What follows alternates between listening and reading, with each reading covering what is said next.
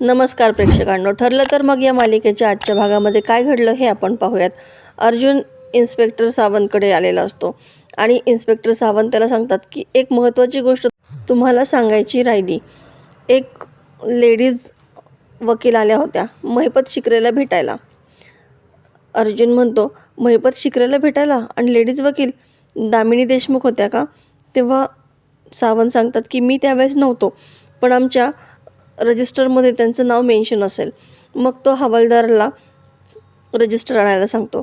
त्यामध्ये अर्जुन पाहतो तर ते अनोळखीच नाव असतं. अर्जुन आणि चैतन्य विचारात पडतात. विशाखा प्रभुणे नावाची कुठली वकील आहे? आपलं सर्कल खूप छोटं आहे आणि त्यामध्ये हे नाव कधी ऐकल्यासारखं वाटतही नाही आहे. अर्जुन त्या वकिलांचं वर्णन विचारतो.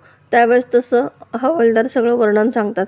तेव्हा अर्जुन म्हणतो, अशा तर कोणीच वकील नाही आहे आपल्या पाहण्यामध्ये. तेव्हा चैतन्य म्हणतो, नक्की काहीतरी गडबड दिसते अर्जुन. आता इकडे अस्मिता खूपच काळजीमध्ये असते आणि ती सचिनला कॉल करते. सचिन एकदम आरामामध्ये पॉपकॉर्न खात बसलेला असतो. अस्मिता फोन आलेला पाहून तो उचलतच नाही, पण त्यांनी फोन उचलला नाही म्हणून ती खूपच टेन्शनमध्ये येते. आता सचिन स्वतःहून तिला कॉल करतो आणि का गं अस्मी, तू मला फोन केला होतास का? तुला माझी आठवण येते का? असं तो नाटकीच बोलू लागतो. तेव्हा अस्मिता म्हणते, हां मी फोन केला होता, पण यासाठी की तू घरी येऊन जो काही तमाशा केला आहेस ना, तो परत करायचा नाही, हे सांगायसाठीच मी तुला कॉल केला होता. आता सचिन मुद्दाम खोकायचं नाटक करतो आणि अस्मिता फोन ठेवल्यानंतर विचारात पडते की खरंच याची तब्येत तर बिघडली नसेल ना, याने खाणं पिणं सोडून देण्याचं बोलून गेला होता ना. आणि इकडे सचिन मात्र छान मजेमध्ये असतो. तो म्हणतो, ही तर सुरुवात आहे अस्मिता, आता तुला माझ्या पायाशी नाक घासत यावंच लागेल. आता इकडे इन्स्पेक्टर सावंत नागराजला म्हणतात की काय मिळतोय का कोणी वकील तुम्हाला? तेव्हा नागराज प्रत्येक वकिलाला कॉल करून सांगत असतो आणि कोणीही त्याची केस घेण्यासाठी तयारच नसतो. मग शेवटी इन्स्पेक्टर सावंत म्हणतात, आता नागराज किल्लेदार सोडा तुमचा हट्ट आणि तुमची केस घ्यायला कोणीही येणार नाही आहे, कारण सगळ्यांनाच तुमची कंडिशन चांगलीच माहिती आहे. आता हा सरकारी वकिलांचा फॉर्म घ्या आणि याच्यावरती सही करा. आता नागराज विचारात पडतो आणि कोण तगडा वकील सुभेदारासमोर उभा करता येईल असा विचार करत असतो, पण कोणीच त्याची केस घ्यायला तयार नसतं. मग त्याला आठवतं की महिपतच्या घरामध्ये एक भालेराव वकील म्हणून आलेले असतात. मग तो त्यांना कॉल करायचा प्रयत्न करतो, पण तोही काही फोन उचलत नाही. आता मात्र त्याला सही करण्याशिवाय पर्याय नसतो. पण तितक्यात त्या वकिलाचा रिटर्न कॉल येतो आणि नागराज त्याला सगळी गोष्ट सांगतो. त्यावेळेस ते भालेराव वकील म्हणतात, तुमची केस कोणाला माहीत नाही आहे, फक्त मी तुमची केस एकाच अटीवरती घेईल. मी जेवढं सांगतोय तेवढंच आणि तितकंच तुम्हाला बोलावं लागेल, बाकी मी केस माझ्या पद्धतीने हँडल करेन. बुडत्याला काठीचा आधार तसं नागराजलाही त्या भालेराव वकिलाचा आधार मिळतो. आता इकडे सगळे कोर्टामध्ये जमा झालेले असतात. सुमन काकीसुद्धा त्या ठिकाणी आलेली असते. त्यावेळेस अर्जुन तिला खुणावतो की शांत आणि रिलॅक्स राहा म्हणून. आता कोर्टाची कारवाई सुरू होते. भालेराव वकील कोर्टाला विनंती करतात की नागराजची जामीनवरती सुटका व्हावी, पण अर्जुन त्याच्यावरती ऑब्जेक्शन घेतो. यांचा गुन्हा इतका गंभीर आहे की त्यांनी स्वतःच्या सख्ख्या भावाला मारण्याचा प्रयत्न केला, त्यांच्या ॲक्सिडेंटची सुपारी दिली होती आणि असा गुन्हेगार बाहेर जर सोडला तर मग तो साक्षीदारांना फितवू शकतो, त्रास देऊ शकतो. यासाठी यांचा जामीन रद्द करावा आणि जास्तीत जास्त यांना शिक्षा व्हावी अशी तो मागणी करतो.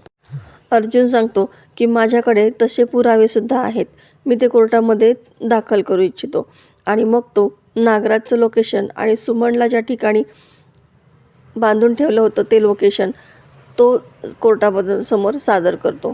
पण ॲडव्होकेट भालेराव ऑब्जेक्शन घेतात की ज्या ठिकाणी सुमन किल्लेदार यांना बांधून ठेवलं होतं त्या ठिकाणी नागराज किल्लेदार यांचे कुठले DNA सॅम्पल्स वगैरे किंवा त्यांच्या कुठल्या वस्तू मिळाल्या आहेत का? मग आपण कोणत्या आधारावरती म्हणू शकतो की त्यांना किडनॅप यांनीच केलं होतं म्हणून? तेव्हा अर्जुन म्हणतो, माझ्याकडे स्वतः साक्षीदार आहे, सुमन किल्लेदार स्वतः. आता सुमनला विटनेस बॉक्समध्ये बोलवलं जातं. इकडे सगळेजण कोर्टामध्ये काय चालू असेल यावरून खूप चिंतेमध्ये असतात. प्रतिमा म्हणते, नागराज भाऊजींनी नुसतं बघितलं तरीसुद्धा सुमन घाबरते. आता तिथे कोर्टामध्ये ती काय करेल कुणास ठाऊक. आता इकडे अर्जुन सुमन काकीला प्रश्न विचारू लागतो, तुम्हाला कोणी किडनॅप केलं होतं? नागराज किल्लेदार यांनीच किडनॅप केलं होतं का? तेव्हा सुमन म्हणते की हो, यांनीच मला किडनॅप केलं होतं. जेव्हा मला ही गोष्ट कळाली की त्यांनी 22 वर्षांपूर्वी आमचे भाऊजी आणि वहिनी यांचा ॲक्सिडेंट घडवून आणण्याचा प्लॅन केला होता, त्यानंतर मग त्यांनी मला एका ठिकाणी बांधून ठेवलं होतं. सुमन आता अर्जुनने विचारलेल्या प्रत्येक गोष्टीचं व्यवस्थित उत्तर देते. आता ॲडव्होकेट भालेराव क्रॉस एक्झामिन करायला समोर येतात. तेव्हा मात्र सुमन चांगलीच घाबरलेली असते. आता ॲडव्होकेट भालेराव सुमनला उलटसुलट प्रश्न विचारू लागतात. त्यावेळेस सुमन मात्र चांगलीच घाबरलेली असते आणि त्याच गोष्टीचा ॲडव्होकेट भालेराव फायदा घेतात. पण तरीसुद्धा सुमन खूप धीराने त्यांना प्रत्येक गोष्टीची उत्तरही देते. पण उत्तर देताना तिचा मात्र चांगलाच थरकाप झालेला असतो. आता ही गोष्ट सायली अर्जुनच्या लक्षात येते आणि सुमन काकी खूपच घाबरल्यात असंही त्यांच्या लक्षात येतं. त्यानंतर अर्जुन कोर्टामध्ये सुमनने काढलेली व्हिडिओ क्लिप सादर करतो. पण त्यामध्ये सुद्धा ॲडव्होकेट भालेराव अशा अनेक क्लिपा बनवता येतात आणि त्या कोणीही व्हायरल करू शकतं हा मुद्दा उचलून तो पुरावासुद्धा या केसमध्ये काहीच उपयोगाचा नाही हे दाखवून देतात. तर प्रेक्षकांनो, येणाऱ्या भागामध्ये आपल्याला पाहायला मिळणार आहे की ॲडव्होकेट भालेराव यांनी केलेल्या युक्तिवादामुळे नागराजला जामीन मंजूर होतो. अर्जुन आणि रविराज दोघांसाठीही ही खूप मोठी धक्क्याची गोष्ट ठरते.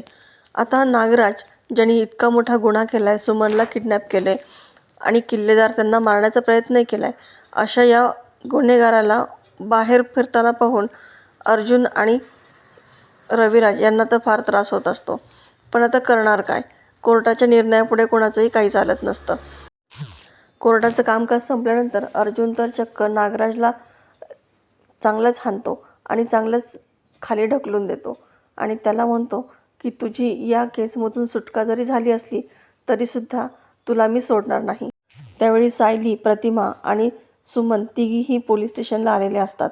सायली म्हणते, या गुन्ह्यामधून नागराज काका तुमची सुटका झाली असेल, पण तुमच्या बायकोवर केलेल्या अत्याचारापासून तुमची सुटका होणार नाही. इन्स्पेक्टर साहेब, FIR नोंदवून घ्या. यांनी त्यांच्या बायकोला मारहाण केली, त्यांना किडनॅप केलं, या सगळ्या गुन्ह्याबद्दल यांना लगेच आतमध्ये टाका. आणि तसंच होतं. शेवटी नागराज जो जामिनावरती सुटलेला असतो तो सायली, सुमन आणि प्रतिमा यांनी दिलेल्या कबुली जबाबामुळे पुन्हा त्याला जेलमध्ये टाकण्यात येतं. तर प्रेक्षकांनो, येणारे भाग अतिशय जबरदस्त आपल्याला पाहायला मिळणार आहेत. अर्जुन आता या सगळ्याचा कसा शोध लावणार आणि नागराजला कशी शिक्षा करून देणार हे पाहणं अतिशय रंजक ठरणार आहे. तर प्रेक्षकांनो, अशाच मालिकेच्या नवनवीन व्हिडिओ अपडेटसाठी चॅनलला सबस्क्राईब करा.